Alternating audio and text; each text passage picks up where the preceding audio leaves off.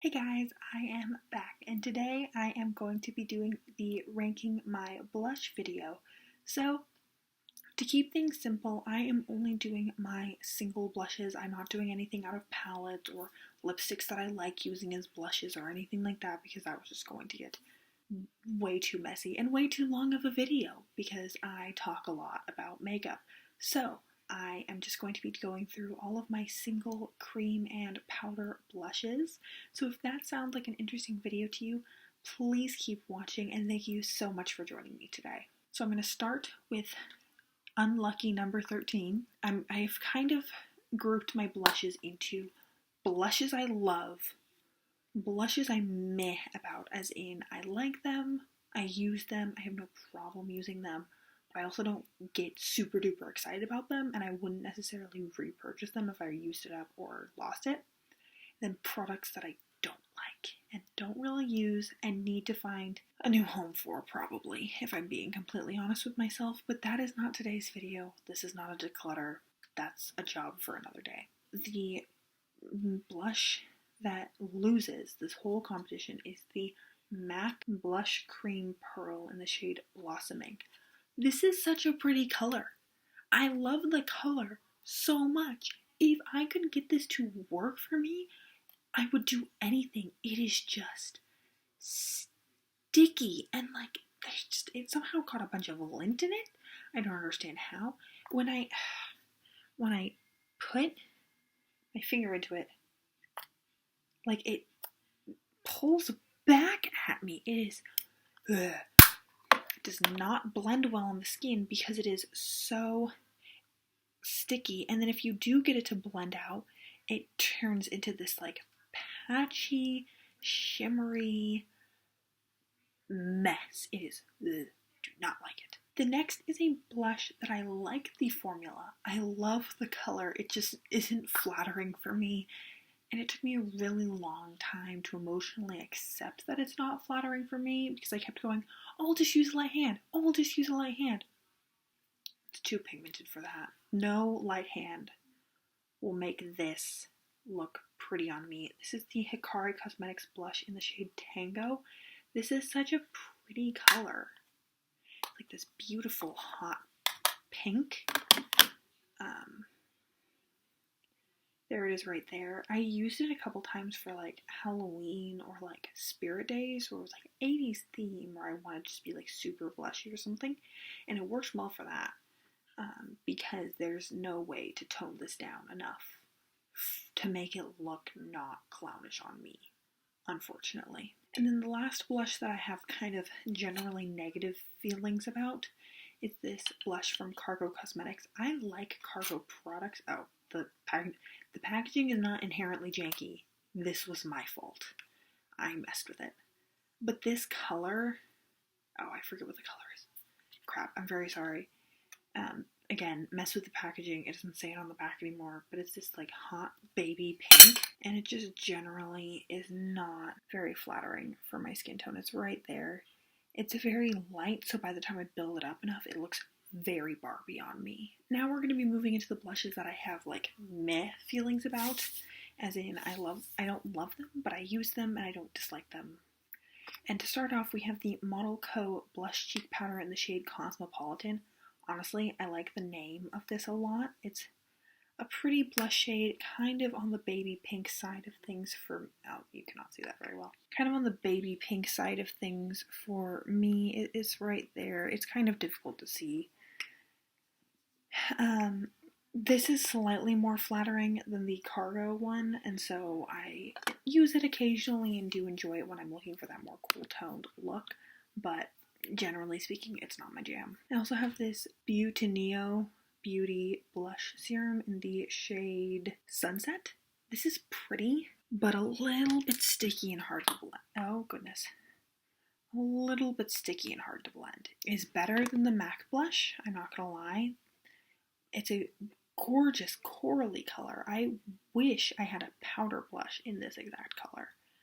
Cream and liquid blushes generally aren't my thing anyways. If this was in a powder, I would love it so much more. But alas, it is not. It's a serum liquid blush. It's pretty. I will use it. Cream blush is a lot of work sometimes. It's so much easier just to take a powder and brush it on my cheek than to kind of go in with my sponge and layer and build, and then go in with concealer when I go too heavy, and then kind of build more, and then powder it, and then it's not enough, so then I have to wet my face, and then it kind of becomes a whole problem for me because I'm not very good at it. And that's why next is this Nars cream blush in the shade Maui. Right here, it's a beautiful shade. I'm just not a huge cream blush wearer. This and then the previous one is something I would totally pan, because it's cream, it'll probably go bad soon, but it's not something I naturally reach for, but they're both such pretty colors. I just wish they were in powder formulas. Next is the Bare Minerals Bounce and Blur blush in the shade Mauve Sunrise. I actually really like this. I just struggle figuring out how to apply it. It's quite deep, and sometimes when I go in with a brush, I can just kind of go a little bit way too heavy-handed all at once. So I'm still kind of figuring out the best way to use this. I've used it like a dozen times, but it's such a pretty color. Maybe that should have been this grouping of like things that like I don't really know how to use. And then the last blush in like the take it or leave it category is this Collido Cosmetics blush in the shade Prima Donna. It's this really shimmery, like terracotta-y pink color. Very beautiful. I have a blush that's a similar shade that I like better, and so I tend to not reach for this as much. And now we're going to move into the shades that I really love. The Ciate London blush in the shade Date Night is a very beautiful shimmery shade. I don't love this so much on its own. It is very pretty. I really love layering this over one of the matte blushes that I'll list a little bit later. This, if you just take a little bit and kind of dust it over whatever it's going to be right there, whatever matte blush you're doing, it'll just turn it, there's that sheen, it'll turn it into like this beautiful glowy blush that I love so much. And then speaking of beautiful glowy blush, here is the blush that reminds me of the Collido blush I mentioned earlier, and it is the Laura Geller Baked Blush in Brighton in the shade Tropic Hues.